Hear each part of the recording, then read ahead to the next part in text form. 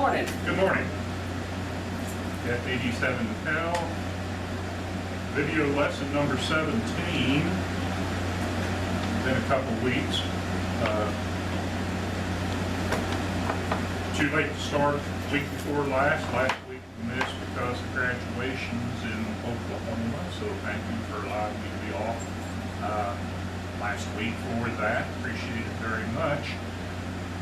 Today we start the last section of this study, so we just have this part of the diagram up.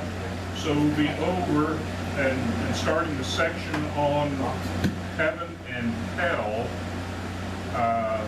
So it'll be everything, because we've already discussed about judgment, about the second coming of Christ, everything. Now we're getting into eternity. And so to introduce it all, we start with what is on the diagram, where it says the two groups stay this way forever, and that's a separation from Matthew chapter 25, where you have the righteous enter into eternal life. You have the unrighteous depart from the Lord at judgment. And so this has Revelation chapter 22 verse 11 on it, and in the English Standard Version it says, let the evildoer still do evil, and the filthy still be filthy, and the righteous still do right, and the holy still be holy. And I don't know, in studying it out, whether that is a comment put there to talk about eternity, or whether that's a comment put in there to talk about after all these things are discussed in the book of Revelation. I'm not sure. So based on how you want to interpret that, I just throw that in for this particular chart that's there. But we do know Hebrews chapter 9 verse 27 to 28, excuse me. And just as it is appointed for man to die once, and after that comes judgment, so Christ, having been offered once to bear the sins of many, will appear a second time, not to deal with sin, but to save those who are eagerly awaiting for him. So you take all of these man-made doctrines that talk about, say, purgatory, that there's a place where people go that they're not real good and they're not real bad. They're just kind of in between. And so if the person dies, they go to this place, and if their family members pray for them and pay a priest and have a priest pray for them, they can get them out of purgatory and get them over into heaven. There are various man-made doctrines about that. The Bible doesn't teach that. The Bible teaches that at judgment, and really when we die, that is set to where there's not going to be change. Eternity is set for us. So the separation between the righteous and the unrighteous that begins in earthly life, because we're setting that judgment ourselves right now by our beliefs and by our actions. It's set. It's permanently set at death in the Hadean existence, and continues after judgment in eternity. And that's what we're going to be dealing with. I don't know how long this is going to take, because I'm sure there's going to be a lot of discussion, a lot of questions, because I don't want you to get upset with me as we go through this. But I've talked before about new heavens and new earth, right? Talked before about our existence with God. So, let's learn about it. Let's set off with definition of heaven. Okay? What is heaven? If we go around the room and ask each person, we might find descriptions of heaven more than we find definitions of heaven. And if you ask the general public out here, I'm sure that's what we find. Descriptions of what people believe heaven is going to be, rather than a definition of what heaven is according to the scriptures. So just using a standard reference material, Strong's Exhaustive Concordance. It's been around for years. Here's how he defines it, and we're in this category talking about eternal life, okay? So heaven, the word for that is Oranos in the Greek, okay? And Strong says perhaps from the same as another word, but it's through the idea of elevation, something that's higher than, okay? So the sky, by extension, heaven as the abode of God, by implication, happiness, power, eternity, especially the gospel or Christianity. And then it has air, heaven, heavenly, sky. Now, if you read some scholarly works about things, the older Jewish scholars or Hebrew scholars would talk about the three dimensions of heaven, how they would talk about it. Remember when we talked about the Hadean realm, the third heaven? So you'd have the sky would be the first heaven, outer space would be the second heaven, and then further out, outside of the universe, the heaven where God is, be the third heaven.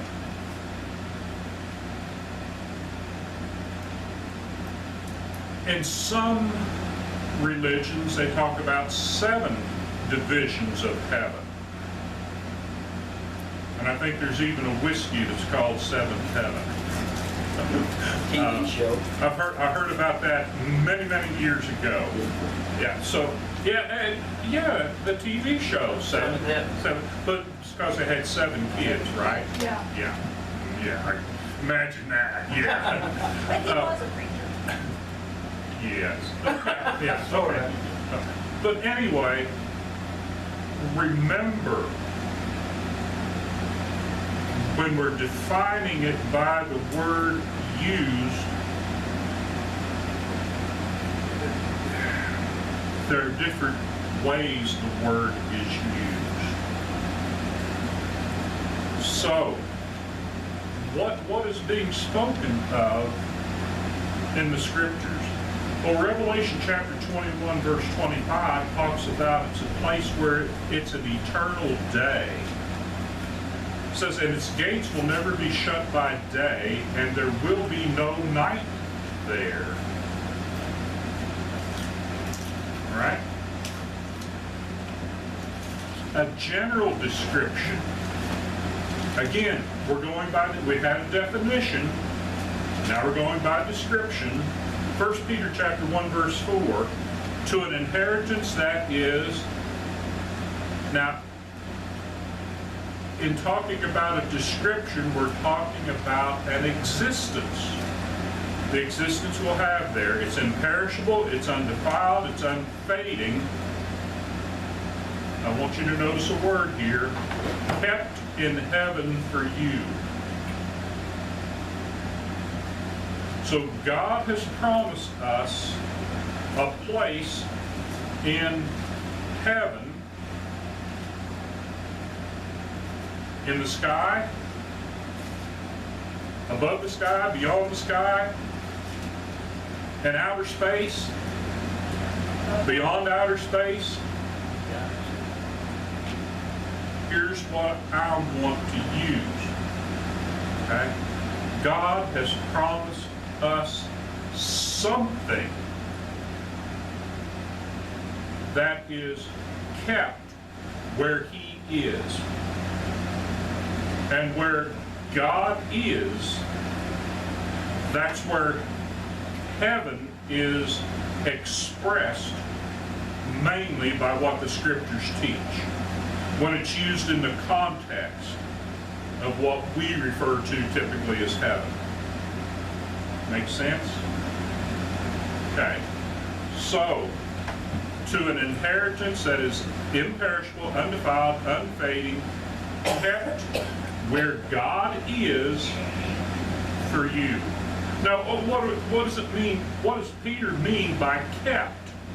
Well, the word there, kept, if you look in some of the other translations, and I say translations, versions, that it might be say, and I think reserved is one, okay, guarded, okay, but think about a safety deposit box in a bank, okay? You've got some important documents, and you want them kept safely somewhere. They're your documents, but they're kept in a bank, and they're kept safe in that bank.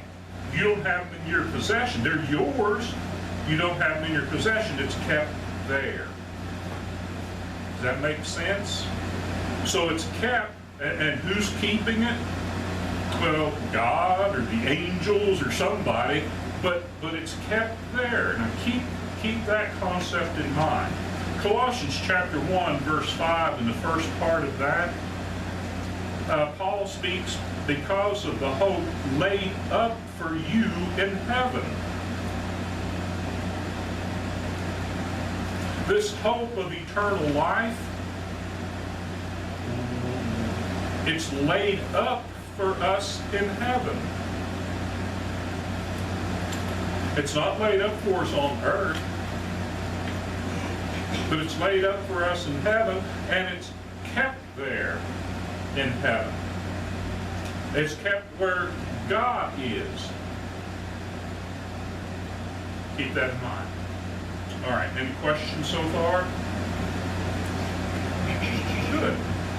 John chapter 14, verses 1 through 3. On the night that Jesus was betrayed, before that, he brings the 12 apostles together, and he has Passover dinner with them. All right? And as he's talking to them, he says to them, let not your hearts be troubled. Because it's going to be a night of troublesome times, right? Well, you could apply that to today with all the troublesome times. Let not your hearts be troubled, that, God is here for us that are faithful and waiting for His return. I mean, it's kind of that, to me, it's kind of a peaceful statement to me, some of the way I read it. Right. Well, he's saying be at peace, but look what they were going to go through. And we hardly go through what they're going through. And actually what the people went through in the Great Tribulation before the destruction of Jerusalem. Okay? Let not your hearts be troubled. Believe in God. Believe also in me.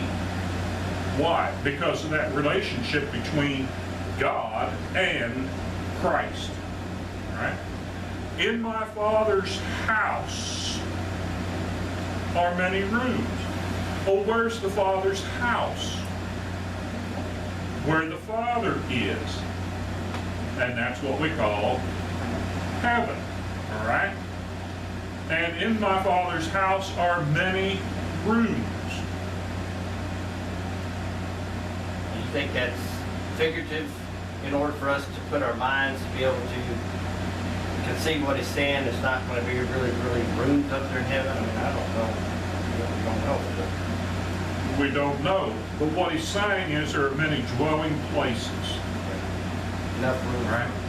And if you take it in the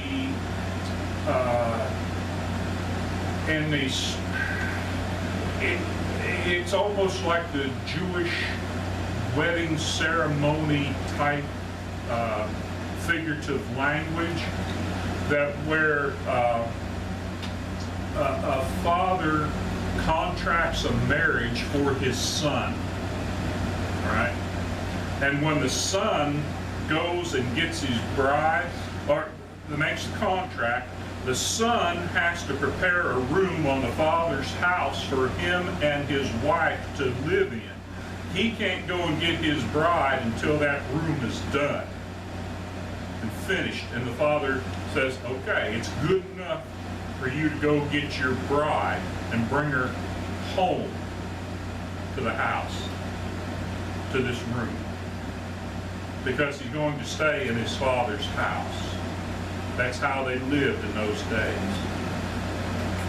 Make sense? Okay. Next sentence. If it were not so, would I have told you that I go to prepare a place for you? For you, the apostles, but also for all Christians, because the bride of Christ is what we're talking about here. That's going to come up later also. Verse 3, and if I go and prepare a place for you, if I go to get that room ready for you,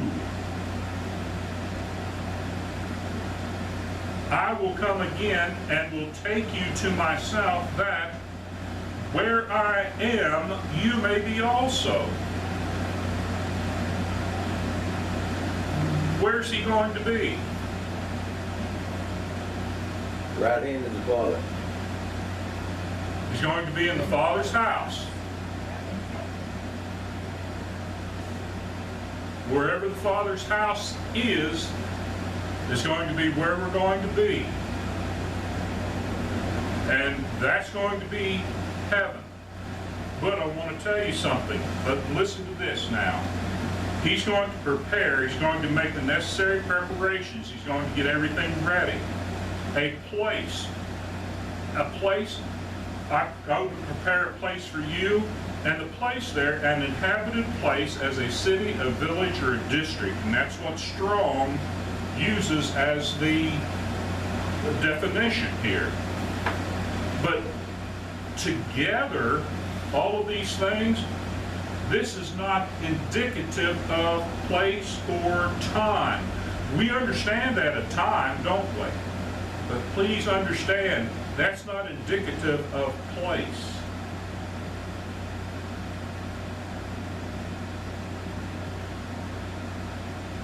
That where I am, where's he going to be? He's going to be at the Father's house, but where's the Father's house going to be? And that's what we're going to do. Okay? Promise me? Okay. Okay. You ready to move I'm on? not saying. Huh? He said, I'm not saying. You're not He saying. deserves judgment. Okay. Well, let's move on.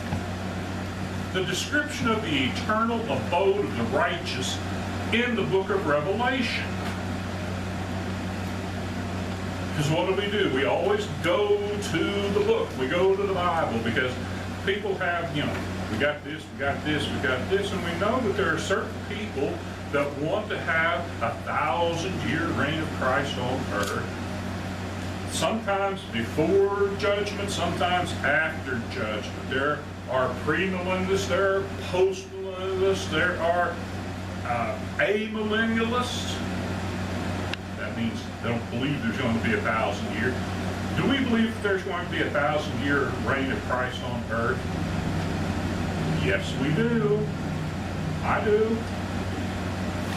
It's figurative. It's happening right now. It started when he ascended to heaven. Okay? And it will end when he returns, and then he turns the kingdom over to his Father. And you'll see that later on, even more boldly. Okay? Yes, we believe in a millennial kingdom, but it's figurative for the church age. All right. So,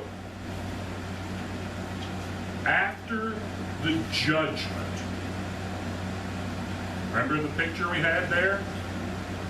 Revelation chapter 20, verses 11 through 15, John sees, number one, a new heaven and a new earth. Revelation chapter 21, verse 1. Then I saw a new heaven and a new earth. For what? The first heaven and the first earth had passed away, and the sea was no more. Say, but Fred, that's figurative language. Okay, let's go to 2 Peter chapter 3 and verse 13. Peter writes, but according to his promise. Whose promise? How about Christ's promise? We are waiting for new heavens and a new earth in which righteousness dwells. Okay. Well, Fred, that's those first two heavens, right? That's that the air, the atmosphere here, and that's outer space, right? The words that say that in the scripture. Well, let me ask you something.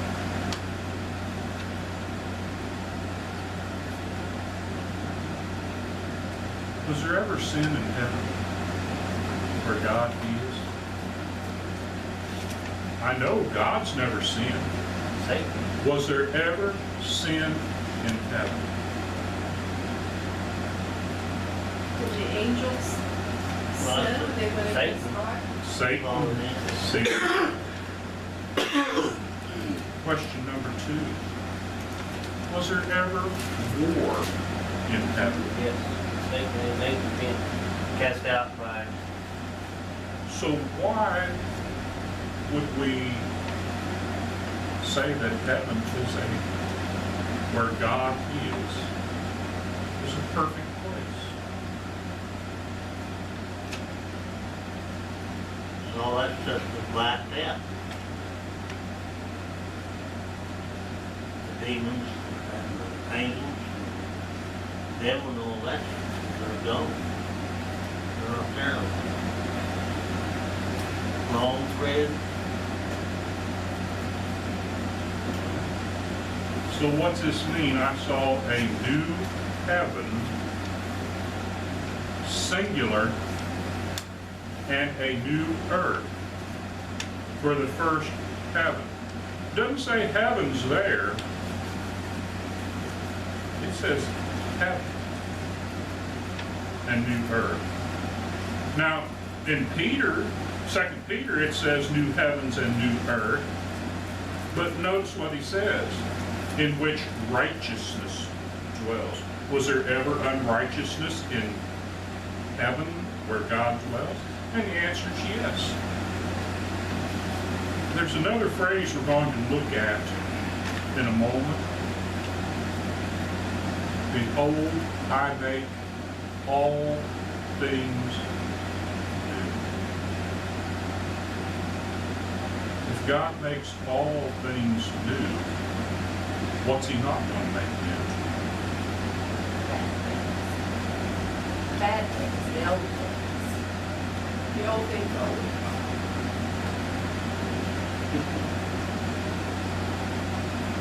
All is a big We word. make heaven new. Moved it, basically, we moved this, made a new place. So keep in mind this phrase. I saw a new heaven and a new earth.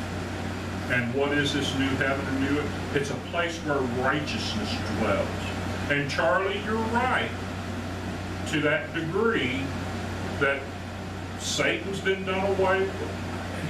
He's been cast into the lake of fire and brimstone, the demons into the lake of fire and brimstone, the unrighteous people who have been judged, thrown in with them in the lake of fire and brimstone, Hades, the Hadean realm, thrown in there, death, the last enemy, thrown in there. The universe destroyed, melted, and he's gonna make everything new. Okay? Let's go on. So John sees a new heaven and a new earth. For the first heaven and the first earth had passed away. Now, remember, this is, have you ever heard the term in literature, stream of consciousness?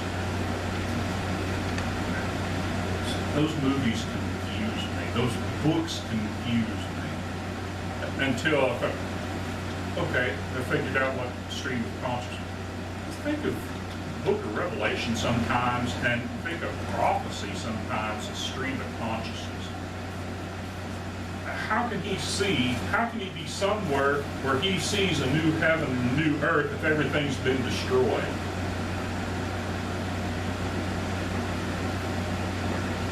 Where is he? Well, he's got to be in this new heaven and new earth, right? Right? So he saw a new heaven and a new earth, but he's got to be there. Okay? But it's in a future context. All right. So, second thing that he sees, the holy city, New Jerusalem. Revelation 21:2. Next verse, right? And I saw the holy city, New Jerusalem, coming down out of where? Heaven. Out of heaven. Heaven, what? Heaven, where God is, right? From God, prepared as a bride. John 14, I go to prepare a place for my bride. Okay. Adorned for her husband. Because what has she done? She stayed prepared. Parable of the 10 virgins. Right? So, from where God is, comes the bride adorned for her husband to where?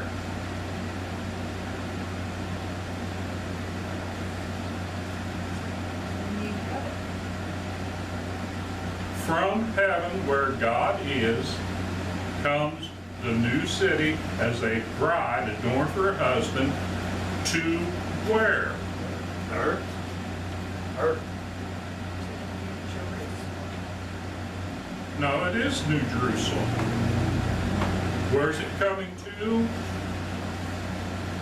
Back to verse 1. Where's he at? In heaven and earth. The new heaven and new earth. That's what I'm saying. Careful, listen to the stream of consciousness. Okay? From where God is, comes down to the new heaven and the new earth. Right? As a bride prepared for her husband. That's it's the church, but it's not just the church. It's all the saved going back clear to Adam and Eve, right? It's all the saved. Hebrews 11:10, talking about Abraham, for he was looking forward to the city that has foundations, whose designer and builder is God. Who builds cities on earth? Who's building this city? Jesus. Where's he building it at? He's building it in heaven, where the Father, where God is. And where does it come? It comes down out of heaven to where? The new heaven and new earth. Following me? All right. Verse 3. Revelation chapter 21. And I heard a loud voice from the throne saying, where's the throne? In heaven. Where God's at. It's where God's at.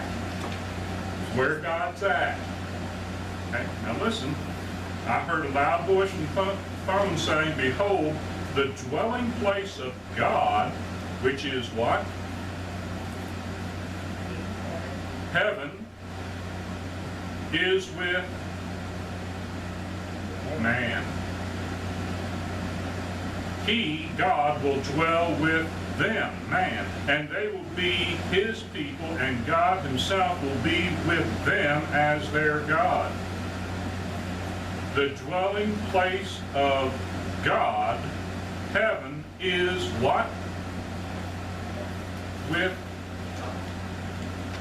man.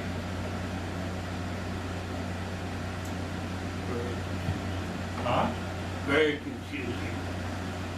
I'll try to clear it up. Okay? So what's not said here? What is not said here? Listen closely. What is not said is, behold, the dwelling place of man is with God. The dwelling place of man is not with God where God is now. They will dwell with him, and they will be his people, and they themselves will be with him as their God. That's not what's said there. The dwelling place of God is with man. He will dwell with them, and they will be his people, and God himself will be with them as their God.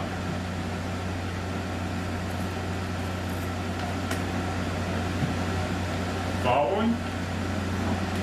You may not like it. May not completely understand it yet, but are you following? So, I saw a new heaven and a new earth. For the first heaven and the first earth had passed away, and the sea was no more. We can understand that about the earth being gone, because then judgment, right? But what about heaven, where God is now, all right? But there's a new heaven and a new earth. The holy city comes down out of heaven where God is now, because that's where Jesus, the Christ, is going to prepare a place, a city for us.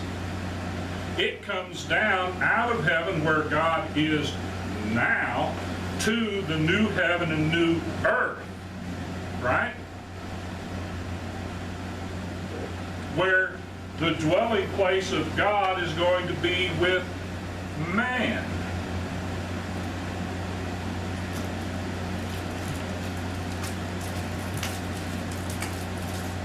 So, where's the throne of God then?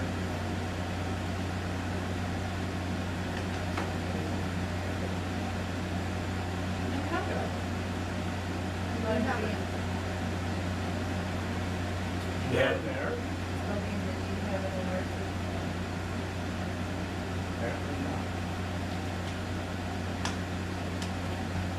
The city originates, is made ready in heaven, where God is now, but does not remain in heaven, where God is now.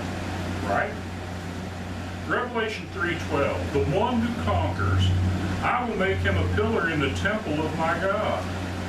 Never shall he go out of it, and I will write on him the name of my God, and the name of the city of my God, the New Jerusalem, which comes down from my God out of heaven, and my own new name. Now that was in the letter that Christ wrote to the church of Philadelphia.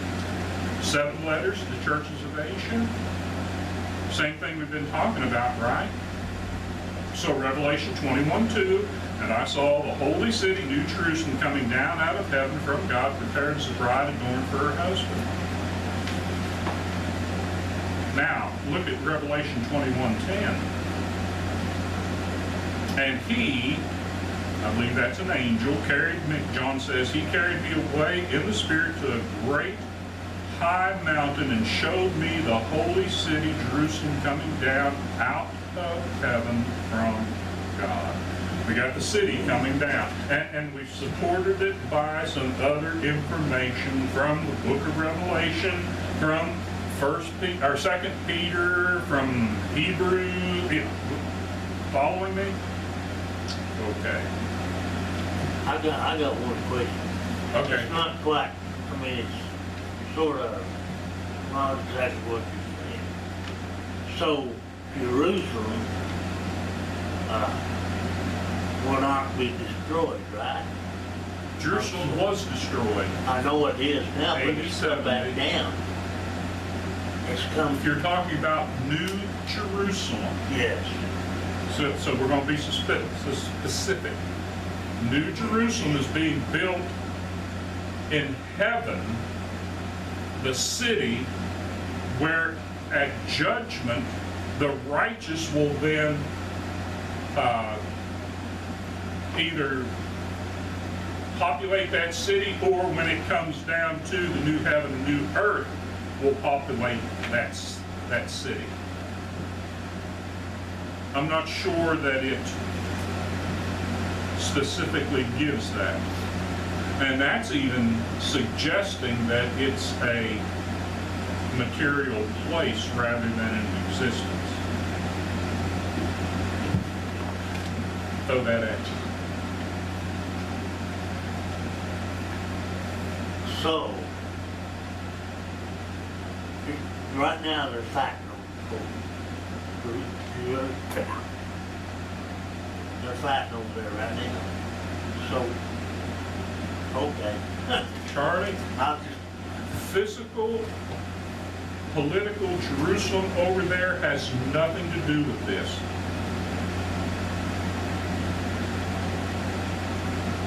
New Jerusalem is a place that Jesus is preparing in heaven for the new heavens and new earth, when this earth and universe is destroyed and the new comes into being. Could refer to that as the paradise too. Yeah, we're going to get into more of that in a moment, okay? Okay, so rather than being in heaven, the present dwelling place of God, this eternal abode is described as being in the new heavens and new earth, or in the new heaven and new earth, right? Revelation 21:5, and he who was seated on the throne said, behold, I am making all things new. All things new. Also, he said, write this down, for these words are trustworthy and true.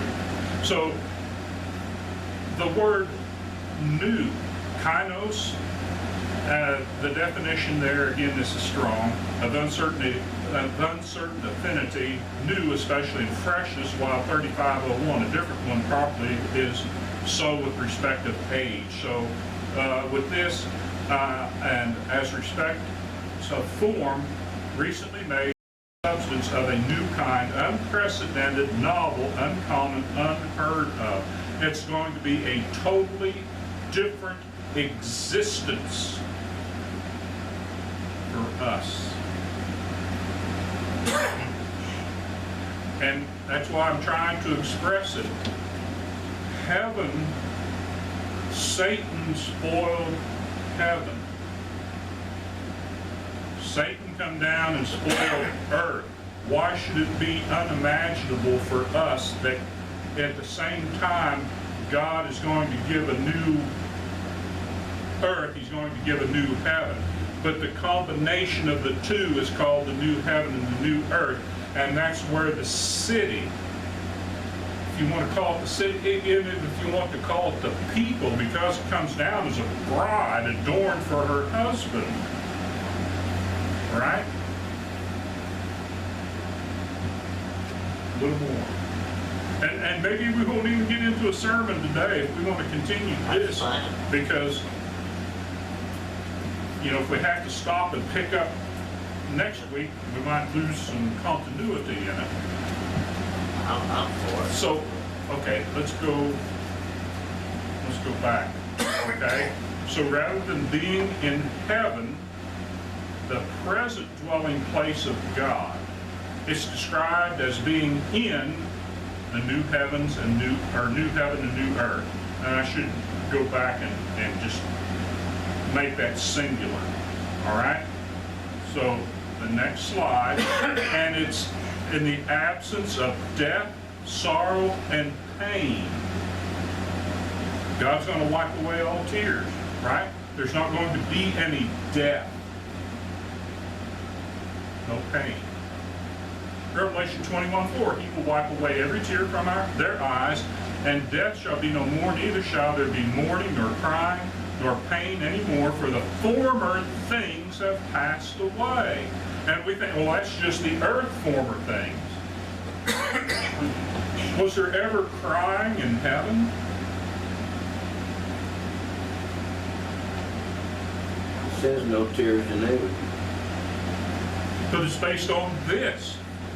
Do you think when Stephen was stoned and Jesus stood up? Because Stephen says, I see Jesus standing at the right hand. Do you think there wasn't some tears? You go back to Revelation chapter 7, and I believe the first part of right around 7, where it says there's silence in heaven for a half of an hour. Do you think that there wasn't pain, maybe some tears, when Jerusalem was destroyed? The city that God loved? Do you think there weren't tears in heaven when some of the things that the Israelites did? Do you think there wasn't tears shed in heaven when Jesus was on the cross?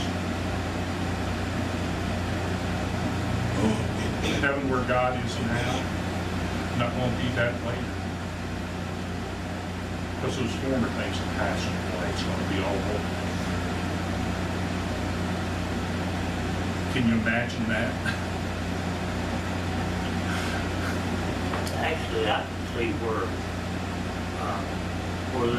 they're going into Hades. I can see where God or Jesus would have wept right there because he's lost a lot of souls there. And I'm sure he would. Yeah. And one of the things, if you watch the movie The Passion of Christ that Mel Gibson did, and it's one of those things that hit me just, and I don't know whether it's true or not, that, you know, in them making the movie to put that in there like they did, when Jesus, you know, says tetelestai in the Greek, it is finished. And you get this picture from up above, right? The camera's way up above, and you see something falling. Finally, it hits the ground, boom, and then you have the earthquake. Okay? That was a tear coming from heaven. Did you notice that in the movie? Did you realize that's what that was? Boom, it causes an earthquake and causes the curtain in the temple to be torn in two from top to bottom, for the graves to open up. Well, actually, Fred, I can see that where he is crucified on the cross. You know, they had lightning, thunder when he passed away. Mm-hmm. That could be a tear right there. But it's, I mean, figuratively speaking, but it could be. but I want to show this connection. But again, I'm putting this out here. I'm showing you this information. You're going to make up your mind on all this stuff, okay? I want you to think about it, okay? Also, there's complete fellowship with God in Christ. This new heaven and new earth, right? Verse 22 through 27. Well, listen. And I saw no temple in the city. You go back to what was happening in the book of Revelation. Where was the temple at?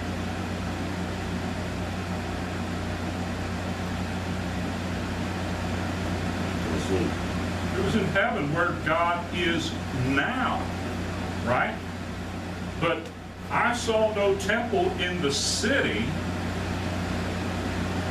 For its temple is the Lord God Almighty and the Lamb.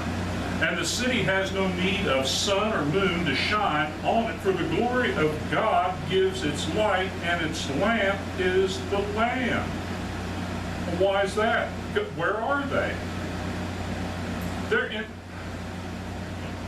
Where are they at? They're in the city, which is the new heaven. Not up there, but here, because what's going to happen? What's happening to this? It's going to be destroyed. Okay. By its light will the nations walk, and the kings of the earth will bring their glory into it. And when its nations there, the different peoples. Hey, doesn't matter what color you are, doesn't matter male or female, because those distinctions have gone away. People who have been enemies forever, maybe even Hatfields and McCoys. If you ever watch that movie, you know, the series, they're all Church of Christ people. They're our brothers and sisters. Didn't act like it, but I guess it's so Shh. Okay. But by its light the nations will walk, and kings of the earth will bring their glory into it. The ones who are King David probably be there, right? Maybe Solomon. I think Solomon's going to be there. And its gates will never be shut by day, and there will be no night there. We've already talked about that. They will bring into it the glory and the honor of the nations, but nothing unclean will ever enter it, nor anyone who does what is detestable or false, but only those who are written in the Lamb's book of life. Right there. Okay? So, fourth point, it's a place of perpetual life and good health. Then the angel showed me the river of the water of life, bright as a crystal, flowing from what?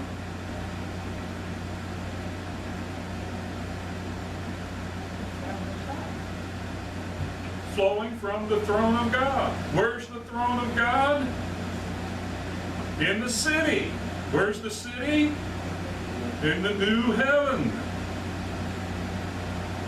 The throne of God used to be up here, where God is now, but then, in the future, it's going to be in the new heaven and the new earth. Okay?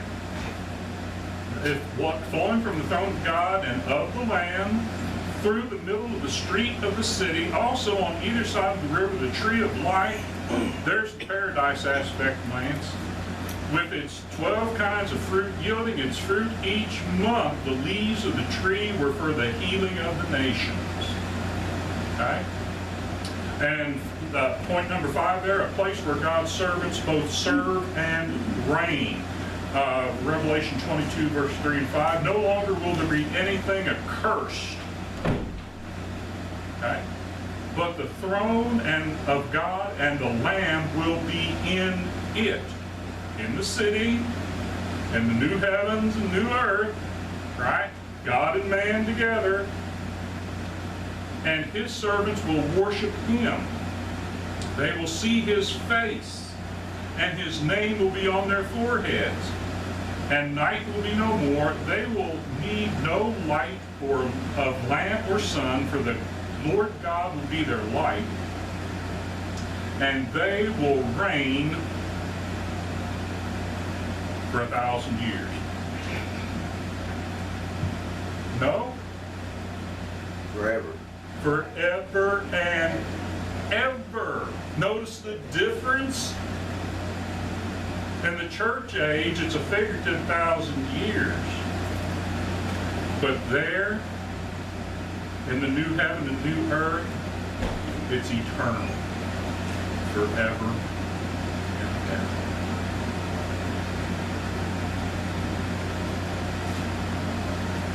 Quiz time.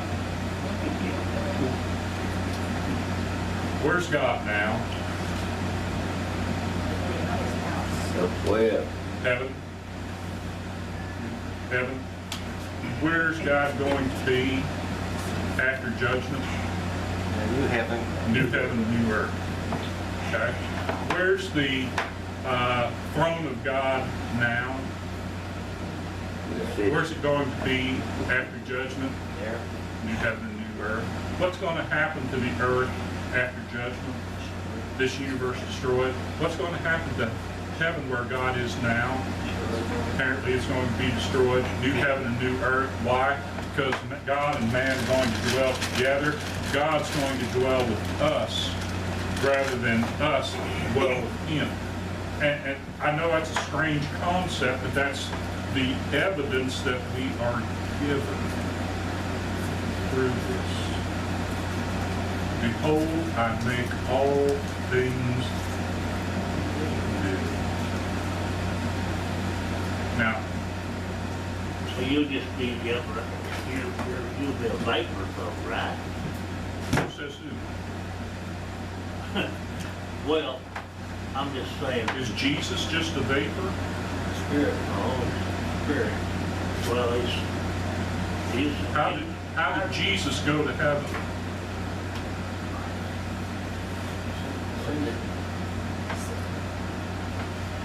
Or dying and was resurrected. He died. As a spirit. His body was resurrected, and he ascended to heaven. Right? Where does it ever say that his body was vaporized? I'm not saying, I'm saying when you pass away, you're not in a human form, right? The spirit goes to the Hadean realm, the body goes to the grave.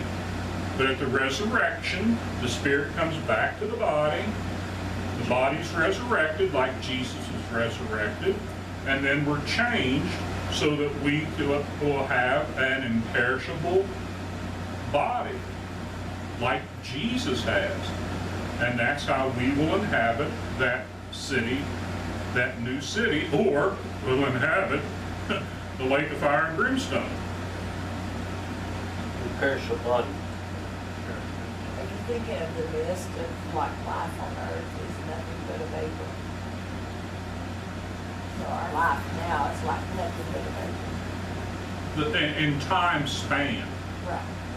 it's like the fog in the morning. As soon as the sun comes up, it's burnt off and we're gone. But that's not the resurrection body, no. Yeah, I'm sorry, you gotta keep that body. No more pain, no more aches, none of that. There'll be no pain, there'll be no aches. Well, hallelujah for that. Yeah. Okay, so, did you catch that? For the reign forever and ever, not 1,000 years? Right. Okay. All right, so, if I can get busy, we'll talk about hell next week, and that kind of be the end of it. So, y'all gotta decide what you wanna do next. But, all right, any more questions? I know that's a lot to digest, but I'm not mad. you're not mad? Are you glad? Yeah. Okay. Thank you for your time. Thank you.